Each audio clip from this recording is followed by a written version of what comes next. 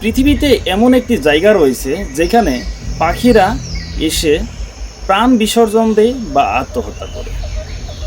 আসামের পাহাড়ি উপত্যকার মাঝে লুকিয়ে আছে জাতিঙ্গা নামের একটি গ্রাম।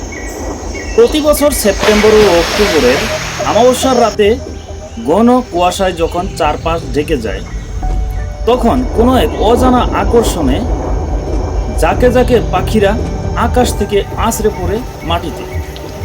আসসালামু আলাইকুম, আমি ফুলচাঁদ অনুসন্ধান বাংলার পক্ষ থেকে আপনাদের পাশে আছি। এই রহস্যময় যাত্রায় আপনাকে স্বাগত। উজ্জ্বল আলো দেখে তারা বিভ্রান্ত হয়ে পড়ে। স্থানীয় মানুষ একে অশুভ শক্তির প্রভাব মনে করলেও বিজ্ঞানীরা এর পিছনে ভৌগোলিক ও জলবায়ুগত কারণ খুঁজে পেয়েছে।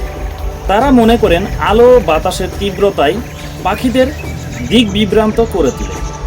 জাতিঙ্গার এই পাখির রহস্য আজও এক অমীমাংসিত প্রশ্ন।